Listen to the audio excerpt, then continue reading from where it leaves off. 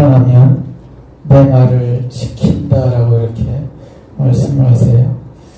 내 아버지께서 또한 말씀을 지키는 자를 사랑하실 것이요 우리가 저에게 와서 거처를 저와 함께 하리라 이렇게 말씀하십니다.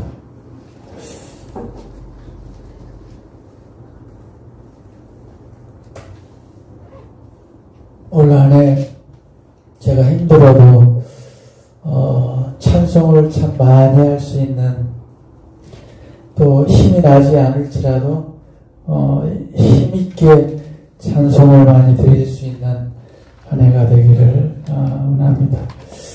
호흡이 잘 되지 않더라도 목이 컬컬하고 조절이 잘 안 될지라도 목소리가 갈라지고 좀 불편할지라도 주님을 기쁨으로 감사함으로 찬양을 많이 드릴 수 있는 저의 삶이 되기를 원합니다.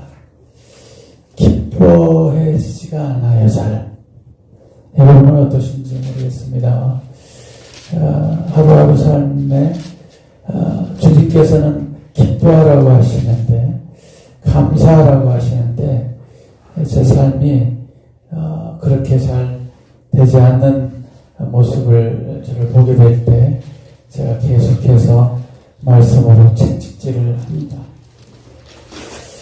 시편 28편 7절에 여호와는 나의 힘과 나의 방패시니 내 마음이 저를 의지하여 도움을 얻었도다. 그러므로 내 마음이 크게 기뻐하며 내 노래로 주님을 찬송하리로다.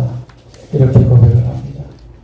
그래서 나의 힘이 주님이시고 나의 방패가 주님이신데 내 마음이 주님을 의지해서 내 모든 도움이 어디서부터 오는지를 알고 있을진데 이러한 내 모습 가운데서 우리 주님을 크게 기쁨으로 내가 노래할 일이 합당하다. 이렇게 고백을 하게 됩니다. 내 영혼아 내가 어찌하여 낭망하며 어찌하여 내 속에서 불안하여 하는고 나는 하나님을 바라라. 그 얼굴의 도우심을 인하여 내가 오히려 찬송하리로다. 시편 42편 5절 말씀입니다. 시편 42편 11절 말씀도 통일하게 내 영혼아 내가 어찌하여 낭망하여 하는고 어찌하여 내 속에서 불안해하느냐. 나는 하나님을 바라라. 나는 내 얼굴을 도우시는 내 하나님을 오히려 찬송하리로다. 낭망치 말고 불안해하지 말고 하나님께서 내 안에 계시고 주님 안에 제가 있고 주님과 함께 동행하는 이 삶 가운데서 내가 찬송하지 못할 이유가 어디 있겠는가. 그래서 시편 48편 1절에 여호와는 광대하시니 우리 하나님의 성 거룩한 산에서 극진히 찬송하리로다. 이렇게 시편 기자는 말씀하고 있습니다. 시편 66편 20절에 하나님을 찬송하리로다. 저가 내 기도를 물리치지 아니하시고 그 인자하심을 내게서 거두지 아니하셨도다. 이렇게 말씀하십니다. 또 시편 144편 1절 말씀에 나의 반석 여호와를 찬송하리로다. 저가 내 손을 가르쳐 싸우게 하시며 손가락을 가르쳐 치게 하시는도다. 얼마나 하나님께서는 세밀하시고 내 손을 들어서 이기게 하시고 싸우게 하시고 그래서 승리케 하시는 하나님, 이 하나님을 찬송하지 않을 수 없음을 고백하게 됩니다.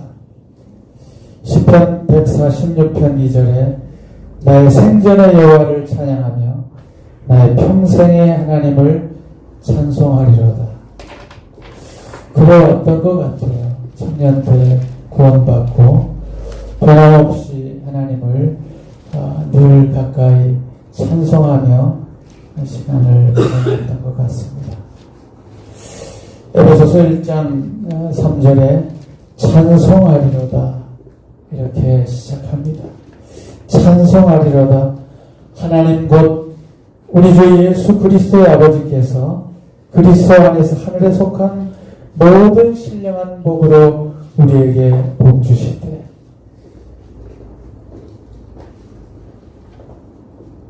모든 신령한 복으로 복 주신 우리 주님을 찬송하는 것이 당연한 것이고 이 아버지 하나님께 변함없이 기쁨으로 감사함으로 찬송하는 것이 제가 해야 할 일이라고 생각을 합니다. 베드로전서 1장 3절에 찬송하리로다 이렇게 표현을 합니다. 주님 찬송합니다. 우리 주 예수 그리스도의 아버지 하나님이 그 많으신 긍휼대로 예수 그리스도의 죽은 자 가운데서 부활하심으로 말미암아 우리를 거듭나게 하시고 산 소망이 있게 하시며 제 인생에 가장 잘한 것은 하나님을 믿은 것이고 거듭난 것입니다. 주님 앞에서 다시 태어나고 주님의 자녀로 참 받아들여진 이 놀라운 하나님의 자녀가 되었고 소망 가운데서 살고 있는데 우리 주님의 죽으심과 우리 주님의 부활하심과 우리 주님의 다시 오심을 소망하며 주님을 찬송하는 것이 제가 마땅히 해야 할 일이라고 생각을 합니다.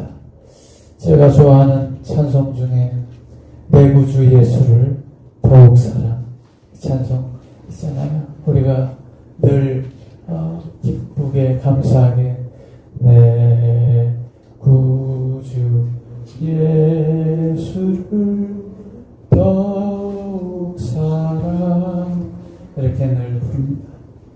엎드려 비는 말 들으소서 내 진정 소원이 내 구주를 더욱더 사랑합니다. 이렇게 고백합니다.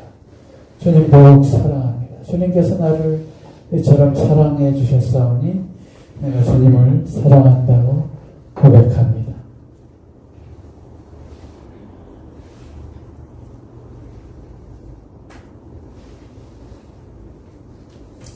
이전에 세상 나 기뻤지만 지금 내 기쁨은 오직 예수입니다. 다만 내 비는 말 내 구주 예수를 더욱 사랑합니다. 더욱 사랑합니다. 이 세상 떠날 때 찬양하고 숨질 때 하는 말 이것일세. 다만 내 비는 말 내 구주를 더욱 사랑합니다. 이렇게 고백합니다. 주님께서 늘 제 마음에 고백하기를 주님 다시 살려주신 것 감사합니다. 그러나 지금 다시 부르신다고 해도 감사하게 주님 앞에 나아갑니다. 주님 사랑합니다. 이렇게 고백을 드립니다. 잠언 8장 17절에 나를 사랑하는 자들이 나의 사랑을 입으며 나를 간절히 찾는 자가 나를 만날 것이니라고 말씀하셨잖아요.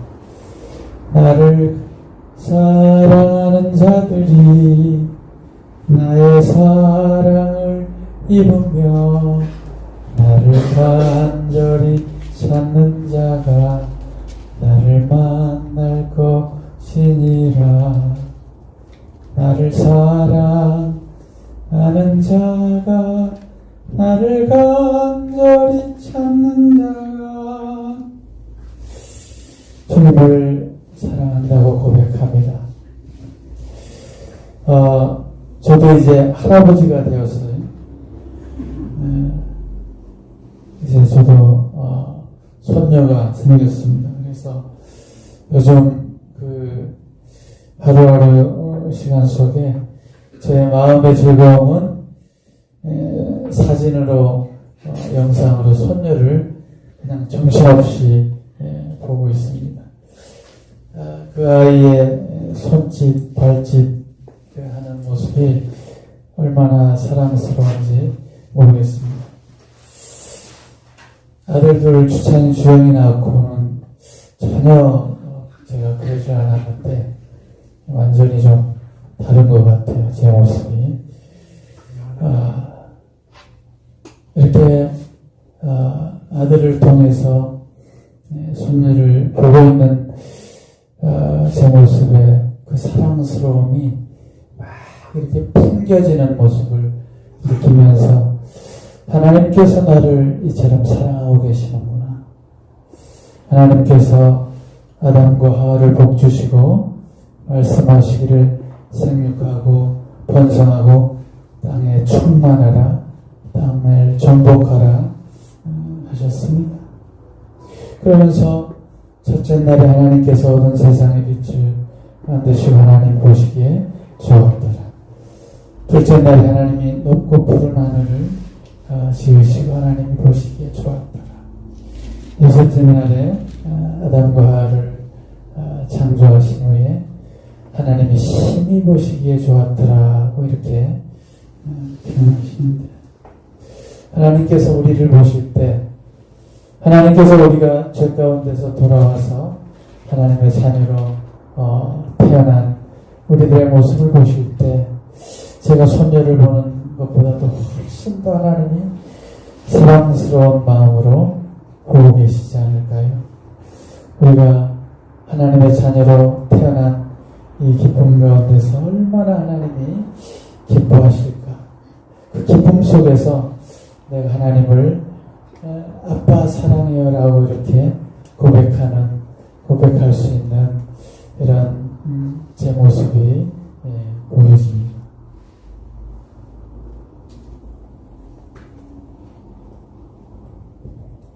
요한일서 2장 15절과 17절로 말씀하시기를 늘 우리 잘 아는 말씀이지만, 이 세상이나 세상에 있는 것들을 사랑하지 말라. 누구든지 세상을 사랑하면 아버지의 사랑이 그 속에 있지 아니하니.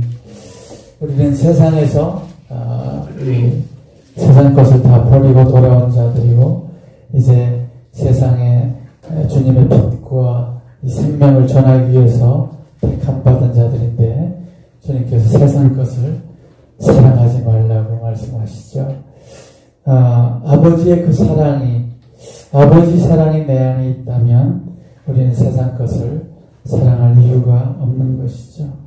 이 세상에 있는 모든 것이 육신의 정욕이고 안목의 정욕이고 이생의 자랑이라고 말씀하십니다.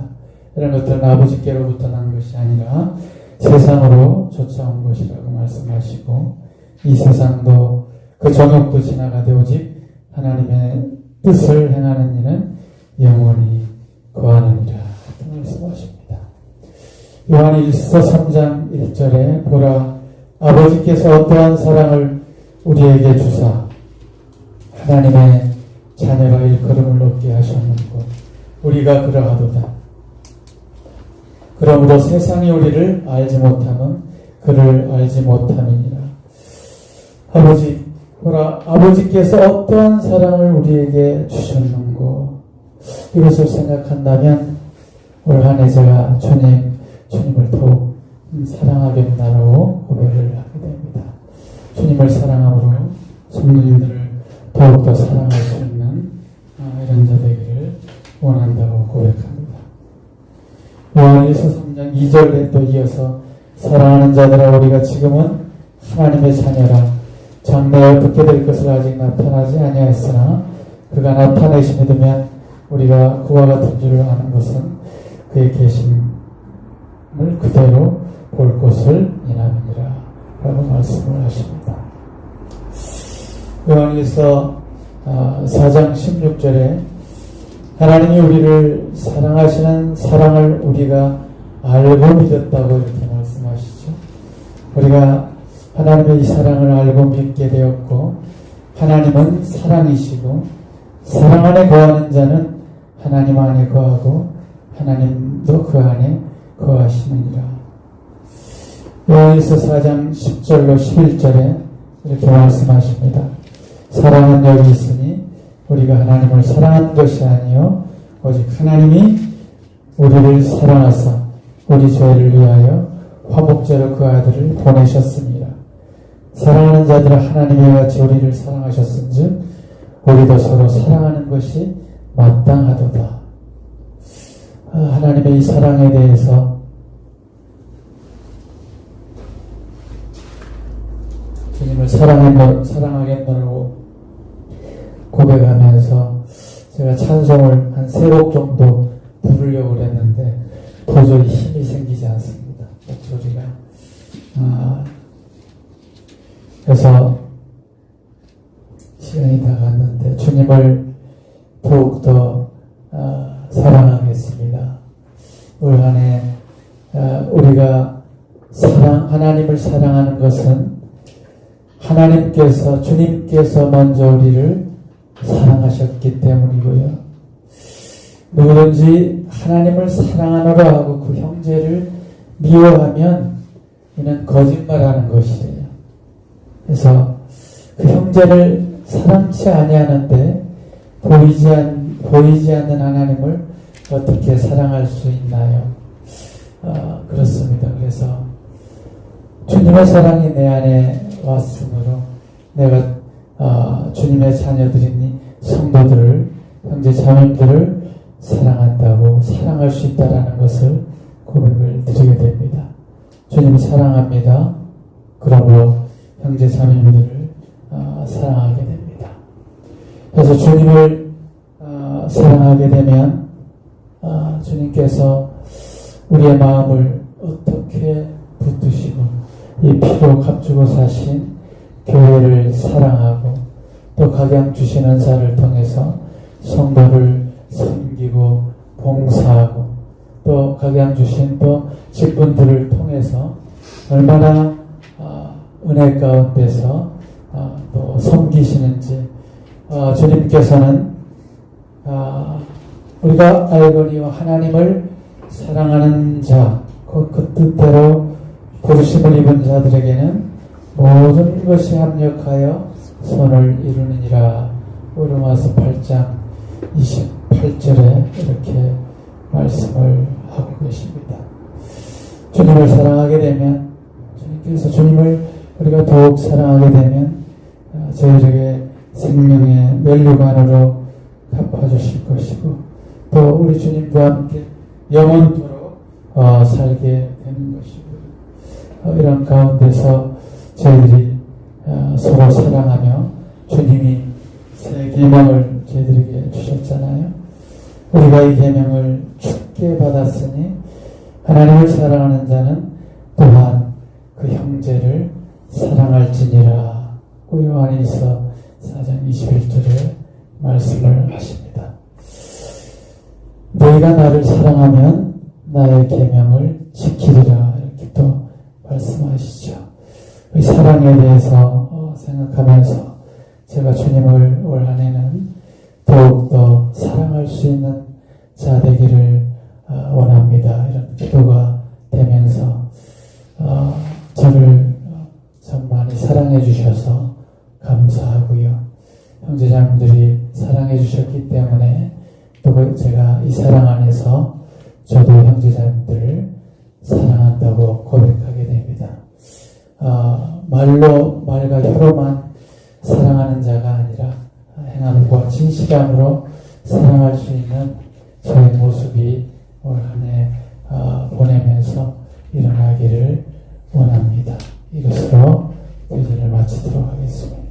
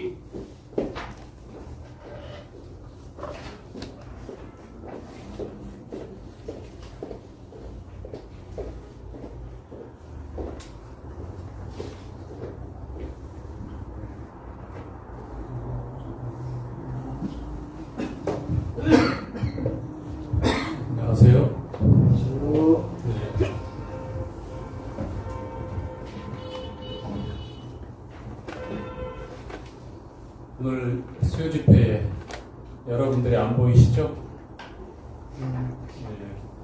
청년들 수요 집회에 잘 나오는 청년들이 대부분 지금 거제도에 있습니다. 그리고 오늘부터 진천에서 주일학교 예달리 캠프를 시작했습니다. 안 들려요? 잘 들리시죠? 네. 자꾸 만지면 더 안 들리는 것 같은데 어쨌거나 마이크가 매번 스트레스를 만드는 것 같은데 그 날씨가 갑자기 추워지기도 하고 또 연합 집회도 하고 그래서 오늘 수요일날 반주를 제법 하던 자매가 또 시험 어떻게 하지? 수요일날 왔는데 근데 다른 수요일날보다도 훨씬 더 따뜻한 공기를 맡기겠습니다. 집 오신 분들이 따뜻하게 난방 틀어놓으시고 준비해 놓으셔서 아주 수요일마다 뵙는 분들 안 보이니까 조금은 썰렁한 것도 있지만 겨울, 여름 그 시기가 있어요. 꼭 한두 주 이렇게 연합집회 겹치거나 행사가 있을 때 지체를 각각 흩어져서 또 섬기고 있고 참여하고 있기 때문에 함께하지 못했습니다. 오늘 저희들에게 신년에 사랑받고 사랑하고 더 사랑하고자 하는 그런 말씀 주셔서 감사드립니다. 요한일서 3장에 나와 있는 말씀, 자녀들아 우리가 말과 혀로만 사랑하지 말고 행함과 진실함으로 하자라는 말씀이죠. 요한일서는 빛에 대해서 또 사랑에 대해서 굉장히 강조하고 있어요. 죄에 대해서도 영지주의자들이 어떠한 폐단을 초대교회에 남기고 있는지 경계하기 위해서 기록된 말씀이기 때문에 특징 있는 주제로 이렇게 다뤘던 말씀인데 우리에게도 이 시대에 참 필요한 말씀들이 기록되어 있습니다. 우리 민수기 말씀 교제하시죠.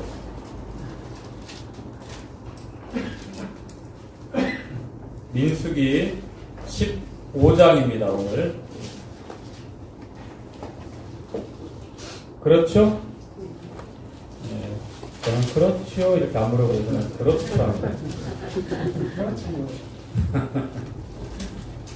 자, 민수기 15장 사실 14장까지의 내용은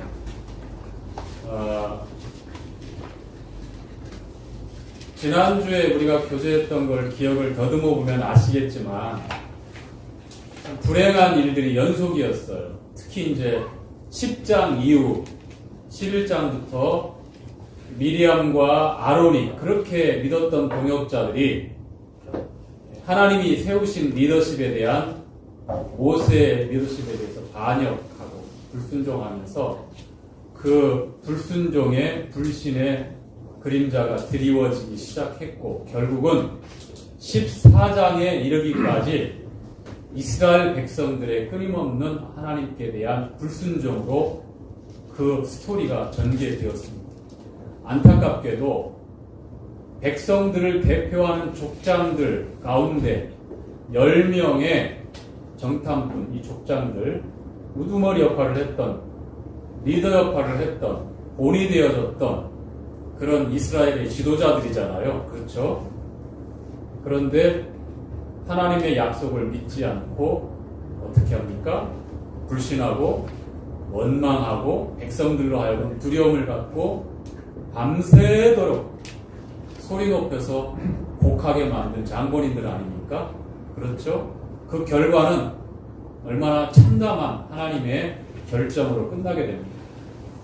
하나님의 약속을 믿고 올라가서 취하자라고 하는 여호수아와 갈렙을 그들의 눈에 그들의 보이는 시선에 남겨둘 수 없었어요. 하나님의 말씀을 대적하고 있고 하나님의 말씀을 불신하고 있는 그들에게는 하나님의 말씀을 생생하게 증거하고 있는 증인들은 눈에 가시와 같은 존재들이었잖아요. 돌을 들어서 해하려고 하죠. 모세와 아론까지 싸그리 그들이 해하려고 합니다. 그리고 자기들이 원하는 지도자, 즉 자기들이 하고 싶어하고 또 마음에 먹는 생각, 그 욕심대로 해주고 그것을 들어줄 만한 자신들을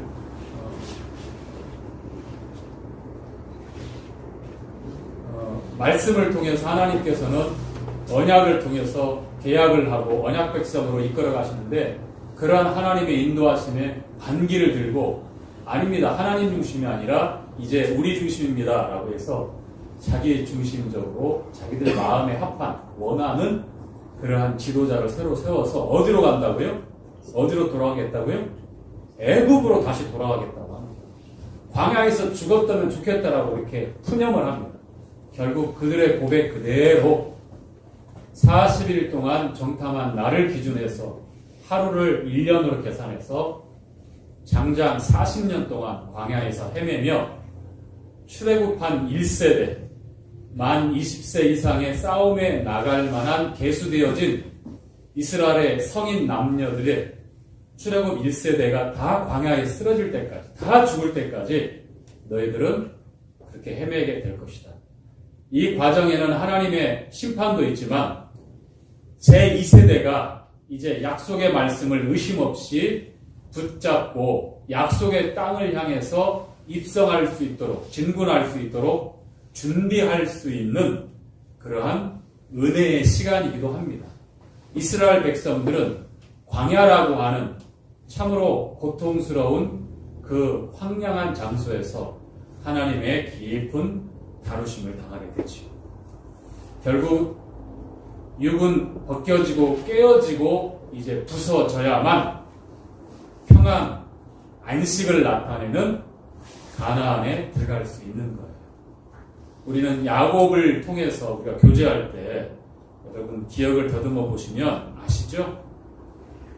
야곱이 여전히 야곱이지만 야복 강가에서 하나님과 씨름하고 나서 환독별을 이제 다치고 평생에 절뚝절뚝 보행장애를 겪게 된 더더욱 약해진 야곱이 되었지만 이제 돌아오고 에서 앞에 당당히 나아가는 야곱은 떠났을 때 야곱입니까? 아니죠. 이스라엘이라고 하는 새로운 이름을 하나님으로부터 받고 마하나임이라고 하는 하나님의 군대의 보호를 받고 인도함을 받고 그 믿음의 눈으로 그렇게 이제 보고 선택할 수 있는 실제로 알고서 그냥 마음에 좋다 끝나는 것이 아니라 그가 입고 있었던 육신의 두꺼운 장막을 다 벗게 되는 그 시간이 바로 고통의 시간이었죠. 밤이 맞도록 새벽 내내 천사와 겨루어 그렇게 이기려고 했지만 결국 그 천사가 하나님이었으며 하나님이 아니면 나는 절대로 소망이 없습니다. 라는 그런 아주 간절하고 필사적인 그런 붙든 주님이 아니면 저는 이제 기회도 없고 소망도 희망도 없습니다.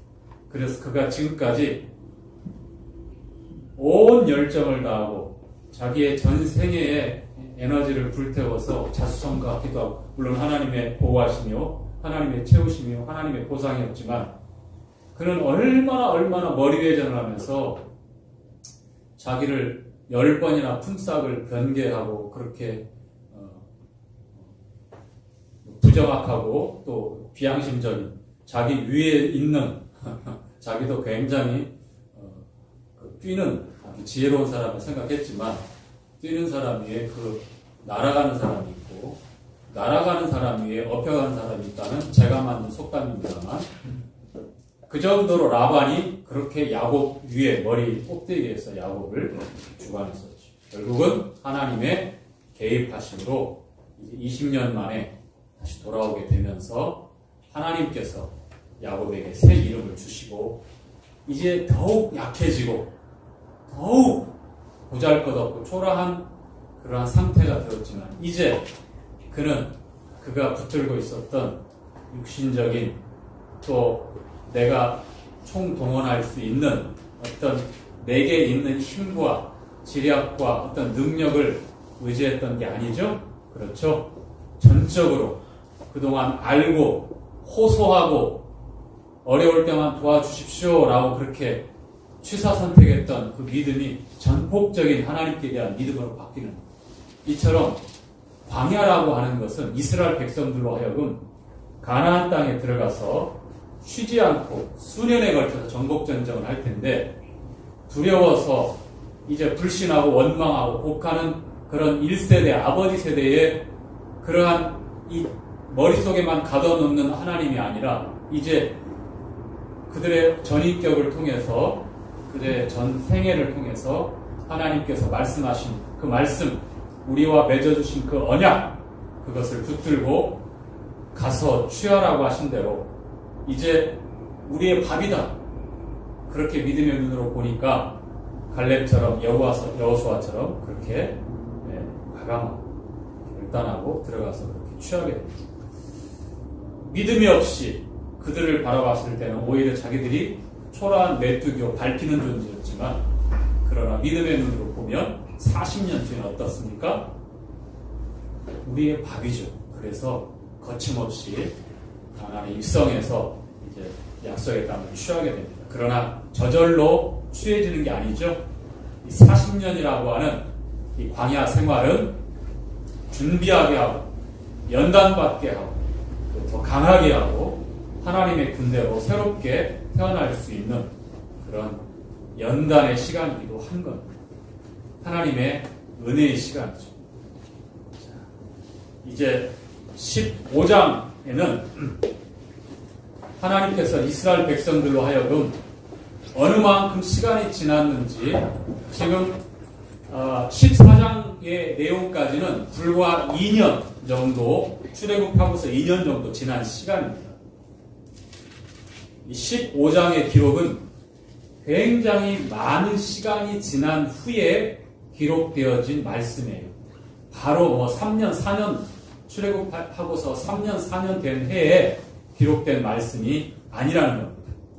아시겠죠? 거의 대부분 이제 16장에 가면 고라 일당의 반역이 나오는데 역시 이것도 37년, 38년이 지난 광야에서 대부분의 시간이 소요되고 흰 광야 앞에 이르렀을 때에 일어나는 사건이기도 해요. 파란 광야에서 일어나는 그 헤매는 그 광야 여기저기 헤매는 그 일들은 기록이 그렇게 많지 않습니다. 하나님 보실 때에 심판의 시간들, 그 시간들은 그렇게 기록에 남길 만한 내용들이 아니었어요. 자, 15장. 이제 가나안 땅에 입성했을 때에 제사를 하나님 앞에 드려야 되는데 그 제사법에 대해서 다시 한번 설명을 합니다. 모세는 사실 레위기서에 보면 모세를 통해서 1장부터 7장까지 대표적인 5 제사가 기록되어져 있죠. 번제부터 소제, 화목제, 속죄제, 속건제까지. 다시 한번 여기서 반복합니다. 이것은 이제 이스라엘 백성들, 다음 세대, 지금 1세대에게 하시는 말씀이 아니라 그 1세대가 거의 거반 다 광야에서 송장이 되어서 다 묻히고 나고 그 자녀들 세대 20세 이하 그리고 광야에서 태어난 2세대들 가나안을 입성하게 준비하고 있는 그 세대들에게 한 번 더 이 제사에 대해서 말씀을 하는 겁니다. 다시 말하면 영적인 리셋이에요. 아시겠죠? 재정립을 하는 겁니다. 바르게. 그래서 15장 1절부터 16절까지 각종 제사에 대해 설명을 합니다. 자, 화제, 번제, 서원제, 낙헌제 이렇게 차례대로 설명을 해요. 그리고 제물에 대해서도 말씀을 합니다. 자, 화제, 여러분 어떤 제사인지 아시죠? 대표적인 제사. 말 그대로 불로 태우는 것을 태워서 하나님 앞에 제사하는 것을 화제라고 합니다. 자, 15장 3절 한번 읽어보죠. 3절 여호와께 시작. 여호와께 화제나 언제나 낙헌제로 새롭게 드리는 됐습니다. 자, 쭉 네 가지 제사를 설명하는데 제사의 방법에 대해 설명하고 있고요. 자, 화제는 대표적으로 불로 태워서 번제단에서 어떤 단에서 태워서 드리는 제사인데 번제가 번트 오퍼링이라고 해서 처음에 그것도 역시 불에 태웁니다. 소제도 역시 태웁니다. 곡물도 태웁니다. 그 다음에 전제, 관제라고 하는데 기름이나 포도주를 준비해서 이 드려지는 제사, 화제를 드릴 때에 거의 제물에다가 부어서 함께 태워서 드립니다. 그걸 설명하고 있고요. 그 다음에 화목제 가운데에 서원제가 있어요. 서원제. 세 번째 제사 중에 서원제. 즉 하나님께 어떤 약속을 했을 때에 그 증표로 하나님 앞에 제사 드리는 제사가 바로 서원제. 아시겠죠? 자, 화목제 가운데에 세 가지 제사가 있는데 감사제, 서원제, 낙헌제가 있는데 이 서원제가 바로 하나님께 약속을 했을 때, 서원했을 때 드리는 제사입니다. 대표적인 서원이 성경에 나와 있는 서원 중에 어떤 서원이 있죠? 교제했잖아요. 삭도를 베지 말라. 한나가 낳은 사무엘, 나시린이죠. 나시린의 서원. 대표적인 서원, 하나님께 약속하는. 자, 서원제, 그 다음에 낙헌제, 이어지는 낙헌제는 즐거울 낙자, 헌신할, 드리는 헌자, 즐거울 헌자. 그러니까 즐겁게 드린다는 그 제사입니다. 이것은 감사함으로. 화목제 가운데 세 가지 제사에 대해서 말씀을 설명하고 있고요. 자, 왜 하나님께서 제사를 드리라 말씀하시냐면 이스라엘 백성과 하나님께서는 말씀을 주시고 언약을 하셔요. 아브라함에게 할례 예식을 통해서 언약의 상징 마크, 남자아이가 태어나면 난집 8일 만에 할례 예식을 통해서 모든 이스라엘 백성들에게 그 예식을 통해서 너희와 나는 하나님 편에서 언약을 맺었다라고 하는 그러한 표시요 상징이에요. 또 신의 산에서 율법, 대표적인 십계명을 통해서 하나님께서 언약을 주시고 내가 너희와 언약을 맺은 너희는 나와 언약 백성이다라는 그러한 말씀으로 그렇게 계약을 맺으셨어요. 그리고 그 중심에 하나님께서 대표적인 5 제사를 통해서 이 언약을 맺은 이스라엘 백성들의 하나님께 마땅히 예배드릴, 마땅히 제사드리는 그 언약 백성의 그 하나님께 대한 헌신과 또 공경에 대해서, 예배에 대해서 말씀을 하고 있습니다. 가나안 땅에 들어가서 이와 같은 이 하나님과의 언약과 이 제사를 통해서 하나님께 예배하는 이 일들은 그만큼 하나님과의 관계, 하나님께서 어떻게 우리를 받으시고 우리에게 어떠한 은혜를 베푸시고 하나님은 어떤 분이시다라는 것을 가나안 땅에 들어가서도 잊지 말고 기억하라는 거예요. 제사를 드릴 때마다 항상 하나님을 기억하게 되는 것입니다. 그래서 3절 우리가 읽었던 말씀에 화제, 대표적인 불로 태워서 드리는 제사를 통해서 하나님께서는 그 향기, 태웠을 때에 그 재물을 태웠을 때에 어떻게 해요? 하늘로 올라가는 향연이 있죠. 그 향연을 하나님께서 받으실 때에 향기로운 재물, 자, 향기롭게 드릴 때에는 이라고 이렇게 기록이 되어 있죠. 향기롭게. 자, 사실 재물 중에 고기가 희생 재물들 중에 고기가 많잖아요. 소, 양, 염소 이런 것들이 많잖아요. 그래서 그 희생 재물을 태우면 그게 우리가 냄새를 맡게 될 때 향기로울 수 있을까요? 여러분 어떨까요? 향기롭지 않아요. 좀 심하면 역한 냄새 나기도 해요. 그렇죠? 그 번제단은 1년 내내 피가 마르지 않습니다. 너무 끔찍한 곳이에요. 그리고 거기서 태워지는 그 재물은 우리가 자연스럽게 냄새 맡을 때 향기롭다고 안 합니다. 그런데 성경은 하나님 앞에 향기롭게 드릴 때, 그리고 하나님께서 홍수가 끝나고서 노아가 첫 번째 감사로 번제를 드렸을 때 향기롭게 흠양하시고 다시는 무지개 언약을 통해서 불로써 어떻게 땅을 심판하지 않겠다고 그렇게 약속하십니다. 어떻게 하나님께서 그걸 향기롭다 하실 수 있죠? 그뿐만인가요? 에베소서 5장 2절에는 그리스도를 가리켜서 하나님 앞에 향기로운 생축이 되었다고 말씀해요. 어떻게 그럴 수 있죠?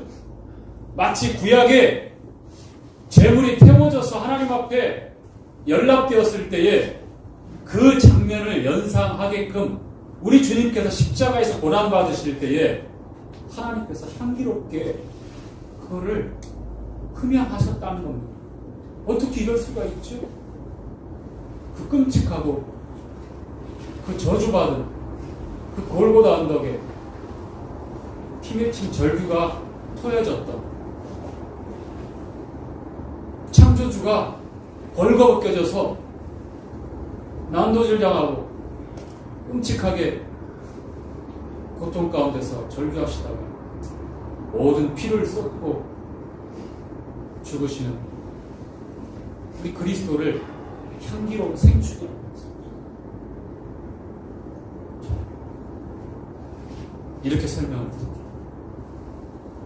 왜 그렇냐면요, 하나님께서 죄를 심판하실 때, 죄가 해결될 때 하나님의 마음속에 환희가 있는, 하나님께서 기뻐하실 수밖에 없는 거예요. 우리는 그 상황에서 두렵고 어쩌면 이렇게 자연스럽게 두 코를 막을 수밖에 없어서 심판받고 그렇게 불에 타서 사라진다고 할 때에 하나님 편에서 바로 우리 사람, 그 재물에 전가된 죄가 다 해결되고 다 완전히 사라지고 깨끗이 해결됐다고 할 때에 하나님 마음속에 얼마나 환희가 있고 얼마나 기쁨이 있으시겠어요. 이게 제가 좀 역설적으로 설명을 드리는 겁니까?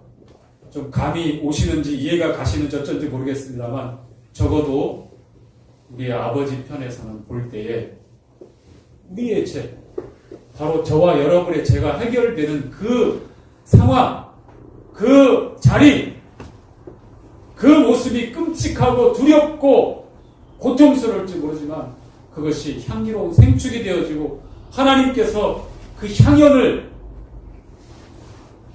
흠양하셨다, 향기롭게 하나님께 드려졌다라고 그렇게 성경이 증거하고 있는 거예요.